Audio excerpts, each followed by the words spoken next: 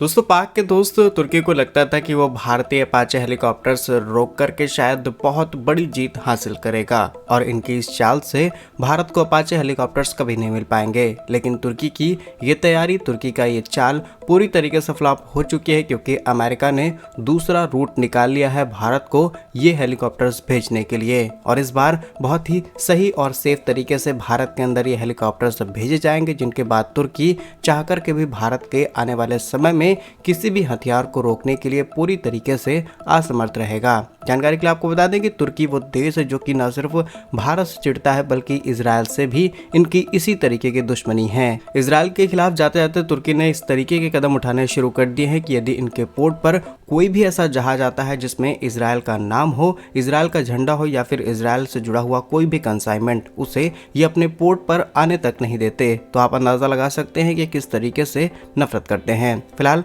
तुर्की जैसा देश अंतर्राष्ट्रीय संगठनों में भारत के नाम को कई बार उछाल चुका है, कश्मीर के मुद्दे को कई बार हाईलाइट किया गया है और ये सीधे पाक की मदद करते हुए पाए गए हैं। दोस्ती दोनों देशों के बीच इतनी गहरी है कि अपने युद्धपोत इन्होंने पाक के लिए भेज दिए जब भारत ने ऑपरेशन सिंदूर लॉन्च किया। इन्होंने अपने ड्रोन्स पाक के हाथ में सौंप दिए, अपने इंटेलिजेंस, अपने प्रोफेशनल्स, अपने सेना के कुछ खास लोग यहाँ भेजे ताकि वो बैठ करके ड्रोन ऑपरेट कर पाएं। और ये सब कुछ किस देश के इशारे पर हो रहा है शायद आप अच्छे से समझ रहे हो। फिलहाल जानते हैं कि अमेरिका ने किस तरीके से नया रूट निकाला है भारत को हथियार भेजने के लिए और आने वाले समय में तुर्की कुछ नहीं कर पाएगा। यदि आपको हमारा काम पसंद आए, वीडियो को लाइक, चैनल को सब्सक्राइब जरूर कीजिएगा। खबर यह है कि अब से कुछ सालों पहले भारत ने 6 अपाचे हेलीकॉप्टर्स की एक बड़ी डील अमेरिका के साथ साइन की थी, जिनकी डिलीवरी 2025 के अंदर प्रस्तावित थी और जून जुलाई के अंदर भारत को 3 अपाचे हेलीकॉप्टर्स डिलीवर कर दिए गए। और हैरानी की बात यह है कि तब तक भारत ने कोई भी बड़ा ऑपरेशन पाक के खिलाफ नहीं लॉन्च किया था, इसीलिए तुर्की ने अपने एयर स्पेस से भारत के अपाचे हेलीकॉप्टर्स भेज दिए थे।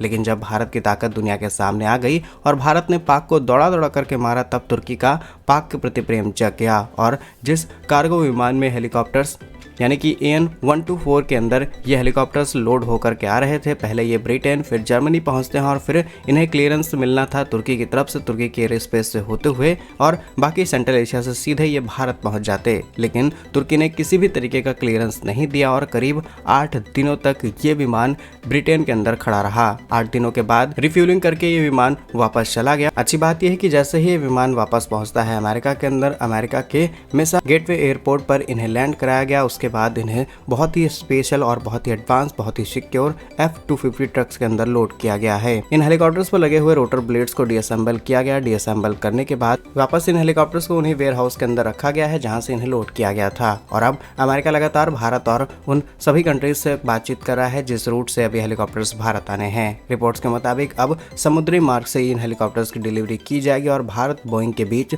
लगातार इसी चीज पर बातचीत चल रही है। यहाँ पर थोड़ी सी टेंशन वाली बात यह है कि अगर हम एयरलिफ्ट करते हैं किसी भी विमान को तो फट से पहुंच जाता है। एयरलिफ्टिंग बहुत ही सेफ माध्यम है, बिकॉज ऐसे हेलीकॉप्टर्स जिनकी लागत करोड़ों में हो और इन्हें रास्ते में कोई भी डिस्टर्बेंस हो जाए तो नुकसान हो सकता है। न सिर्फ मैन्युफैक्चर कंट्री का बल्कि जो कंट्री इंपोर्ट करा रही है उसे भी नुकसान हो सकता है। इसलिए समुद्री मार्ग थोड़ा सा रिस्की है, जिसमें समय, लागत, सुरक्षा तीनों ही चैलेंजेस भारत के सामने आएंगे। फिलहाल आने वाले समय में पता चल जाएगा कि किस रूट से भारत को विमान भेजे जा रहे हैं। आपकी इस पर क्या राय है, कमेंट्स में जरूर बताइएगा। और तुर्की जैसे देशों का इलाज किस तरीके से किया जाना है अगली वीडियो में हम आपको जरूर बताएंगे। पूरा वीडियो देखने के लिए धन्यवाद। जय हिंद।